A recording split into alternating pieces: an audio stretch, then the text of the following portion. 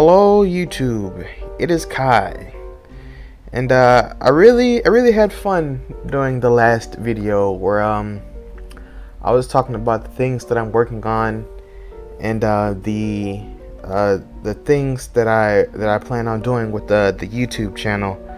But one of the things I didn't talk about is that I actually had some ideas for a manga slash comic book that I wanted to work on. I started this idea, I think, like late spring, and I said that I'd have something out by June, but I just never started on it.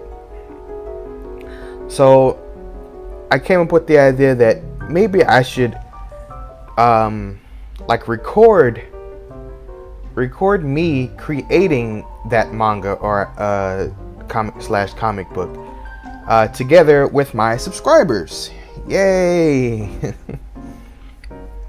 Now, I never really started a comic slash manga. I tried like a couple of times when I was younger, with like Yu-Gi-Oh or Pokemon or Digimon or whatever. And I just never like followed through with it. Now, disclaimer, I am not a professional artist. I am not an expert by any means. I'm a very low tier artist, even among friends, among college students. I am a very low tier artist. I'm like the Naruto or the Juri of art, just at the bottom, very low tier. But I have talked to some fellow creators, some other comic book artists, and I asked them for some tips, some ideas, and I came and I put together a list, a good structural order of how you should think about your comic slash manga, and I wanted to share what I found out. Now, I'm only going to be going over the first two steps, because if I just talk about the whole process, we would be here for like a good hour, and I'm sure no one wants to watch an hour video of me talking and me drawing. That's just too much.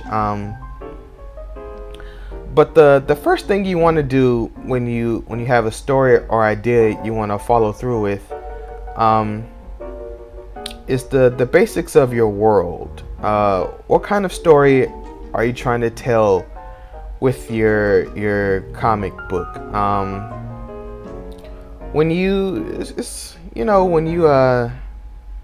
talked about in my last video that when you have to pull, when you have a story or something or whatever, you want to pull from an internal source.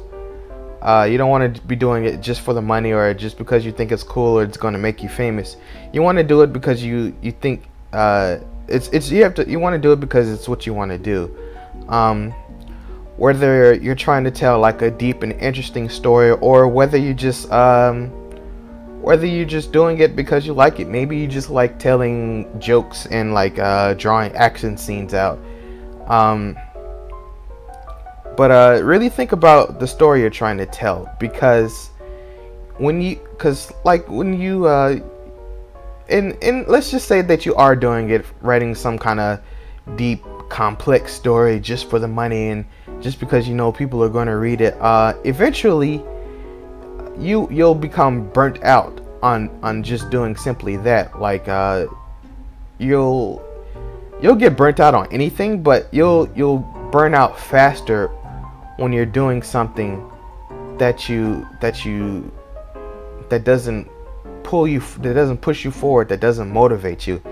Eventually you'll be just doing it because it'll turn into like a job. You don't want to do that. You already go to work every day doing the same thing that you don't like, and you don't want to do that with art. But the next thing you should be thinking about is your target audience. Your Naruto, your Bleach, all your Shonen Jump mangas are aimed at a younger demographic. Kids,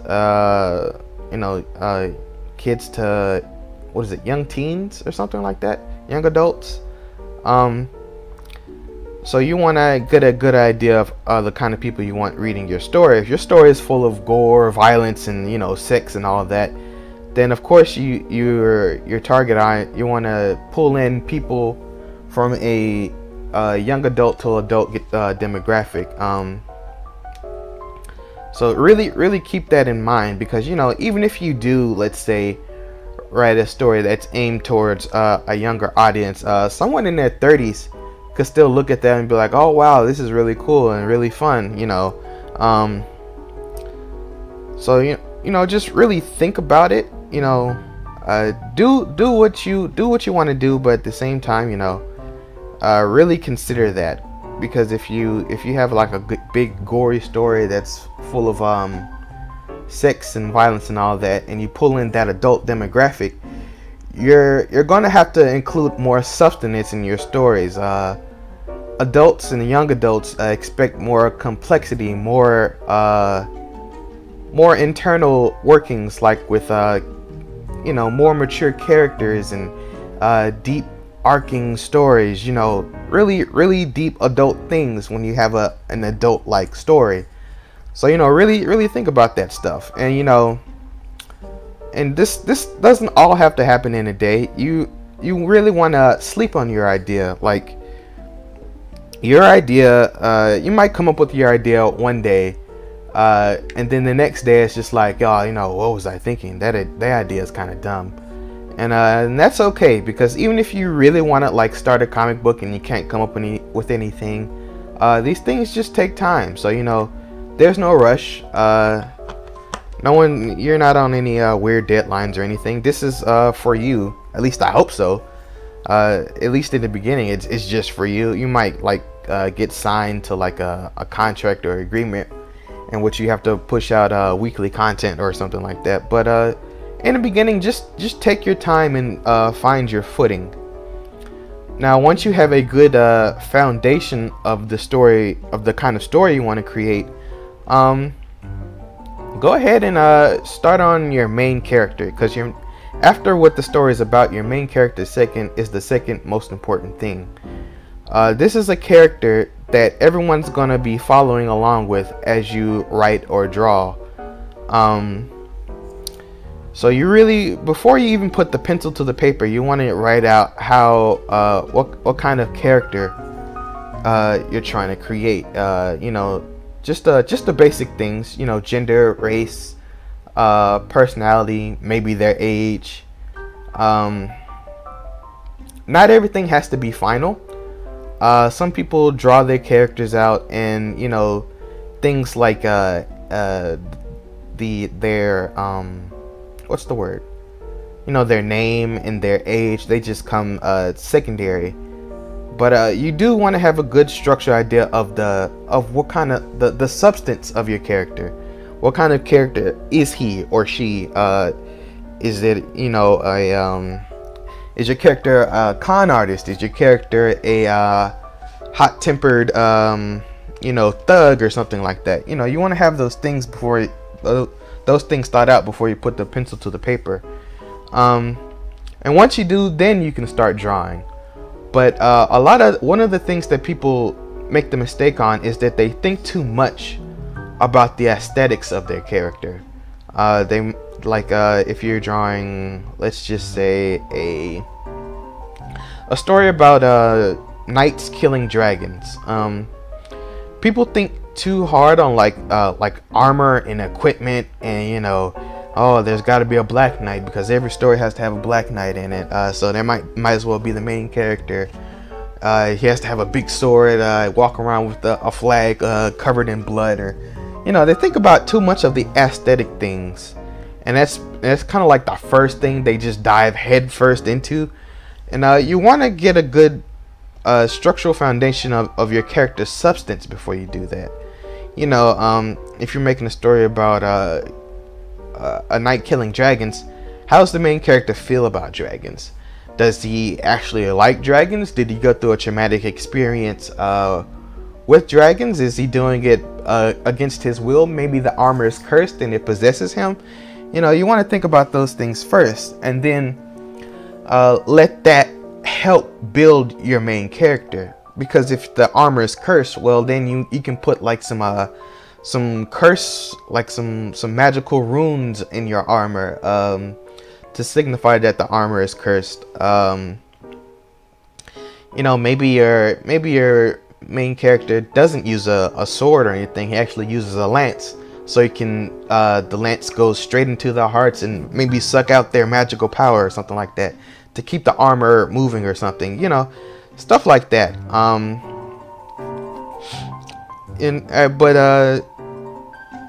You know, start when you start drawing your character, because as you see in my video, you want to just try out a whole lot of different things, and you want to start with your character's face, because in a story that you're drawing, you're going to have a lot of, well, in most stories you're going to have a lot of characters, and you really want to get used to the different types of noses, the different types of eyes, the different types of eyebrows, facial structures, chin hairs, facial hairs, you know, all that stuff. So you really want to get used to drawing your main character, especially because that's who the story is about. It's your main focus. And really figure out, like, do you want your character to be skinny, or do you want your character to be fat? Because if your character is fat, then he's going to have or fat or muscular, he's going to have a more, or she is going to have a more defined face, you know, like a more chubbier face. If your character is relatively skinny, he's going to have a skinny face, maybe bony. The first character I drew was kind of bony, and the second character I drew was more beefy and muscular. And you really want to think about those things when you're designing a character. But after you get a good general idea of, you know, your character's face, you can move on to things like hair. Do you want your character to have spiky hair? Do you want your character to have short hair, long hair? Is their hair curly? And these things matter because your character's physical look should also complement their personality, especially when you're designing your character's clothes. Is your character, let's going back to like the Black Knight story. Maybe the main character is actually, you know, a kid inside, you know, like not like a young adult kid, you know, and the armor just took him over. But when people see a Black Knight covered in magic symbols, carrying around a bloody flag on a black horse, you know, they're going to be scared, they're going to be intimidated, and they're going to be afraid.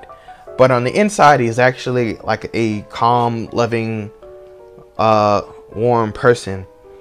And you can demonstrate that by making your character, you know, maybe he's heavyset. You know, maybe he's like really tall, heavyset. You know, someone comfortable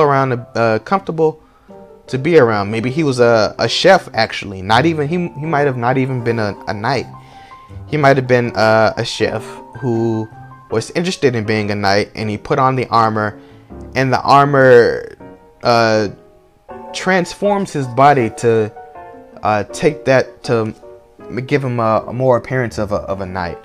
And you know, you really want your character's personality to show into his clothes, his color scheme. You know, maybe the chef. You know, most chefs have on white clothes, so you know, maybe underneath he likes the color white. He has on a white outfit or something like that.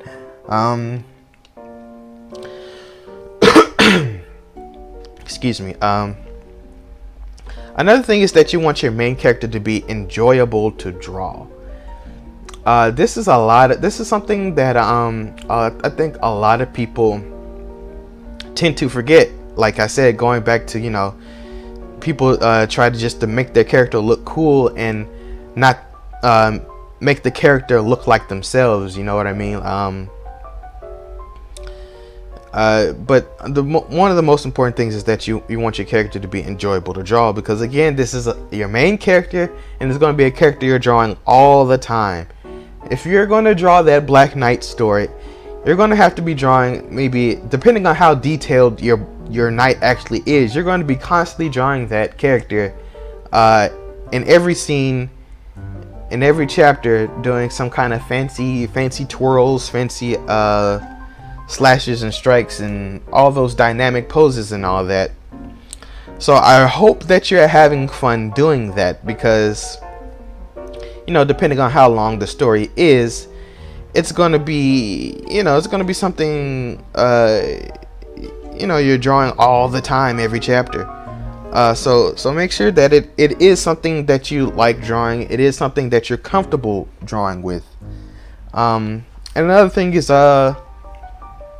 make sure that your main character sticks out from the rest of the characters. Like if your Black Knight character enters a competition to see who's the best knight or whatever, like a jousting competition or something like that,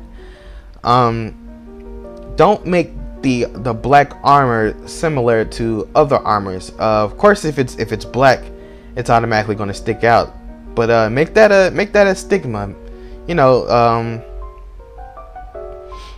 maybe black armor is very uncommon because it's seen as something evil. You want that to be important in your story. Maybe a Black Knight signifies, you know, someone who is against the king and wants to bring ruin to the kingdom, or you know, it's your story. Be creative with it. Do whatever you want.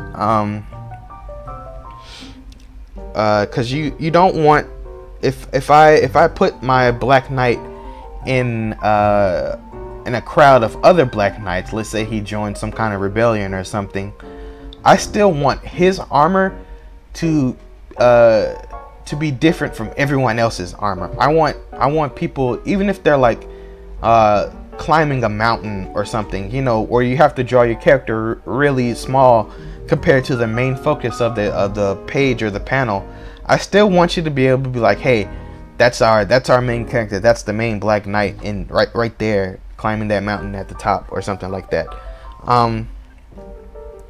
So really think about those things. You know, shapes are also important in your character's design. When you have a big, stocky, heavy set character, like I said, his round, blocky shape, you know, because he's heavy set or whatever, would signify that he might be he's a sturdy person. You know, he's not gonna fall or go down real easy. He's gonna be maybe he's actually a warm and comfortable person. You know, something, you know, someone that kids like to talk to or play with or something. You know, a gentle giant like character. And the last thing you want to think about, at least in my opinion, when you're designing your character, is make the colors of their clothing part of their personality. A lot of people, like I keep saying it because that's what people do. They just try to make the coolest looking character without giving any thought to the design of the character itself. You want your character, let's say that he let's use another example, because I don't like using that black and white excuse me, that black and white example. Let's say that your character is a female who likes to pick flowers, or you know, is a gardener for the kingdom or something. Let's say that she's that. You want your main character to have bright colors. You know, maybe she's blonde, wears like a light green dress and like some yellow stripes or something, yellow frills. Really girly sunny colors. Those colors put together would demonstrate that she is a happy-go-lucky character. Colors have meaning. You know, they're not just to look cool. Like if you have a very kind-hearted character, and he's dressed in black and red, well, no one's going to associate that character with someone who's kind. They're going to associate him with, you know, a bad guy, or at least like a bad boy type character, you know, someone who does dangerous things, you know, because the color red is a very emotional color. You know, it's red is about anger, passion, you know, danger. Black is a color of cunning, of evil, of, you know, things like that. So you really have to think about that when you're designing your character. Don't just design your character to look cool. You want the colors and things to match with your character. Actually, this video is getting kind of long, so I'll wrap it up. Overall, there's no real guide to designing your character, but when you do, just remember that nothing is instant. I'm pretty sure Naruto didn't happen in a day. Rome wasn't built overnight. You know, really take your time. There's no rush. This whole process, you know, as simple as it is, or, you know, as simple as I made it look in the video, could take a day, a week, a month, or even a year. One of the comic book creators I talked to didn't actually start drawing his comic book until like 5 years after thinking about it. And, you know, it's not supposed to be something, you know, it wasn't like a profound story or whatever, or anything like that. But, you know, it just take your time with your story. You know, I know some people just want to, you know, get some practice in and maybe write like a short story or something like that, and that's perfectly fine. But just as long as you don't rush it, this is something you want to have fun with. And if you are writing like a long-term story, you don't want your introduction to be ruined by bad writing or bad art. As you go along, you'll get better at those things, but you do want to have a good structural premise, a good structural foundation to when you actually start writing these stories. And that's going to be about it for, you know, the whole story character designing process. Another thing I wanted to say is my upload schedule, since we're wrapping up the video. I don't know if anyone's noticed, but I generally tend to upload between, well, no, I actually generally upload at around 9 a.m., which may be too early for some people. And I might not even be done with a video at 9 a.m. But I just wanted to, you know, have it something early and just there. So whenever I do a video, I'm going to try to upload it around 9 o'clock in general. So either 9 a.m. or 9 p.m.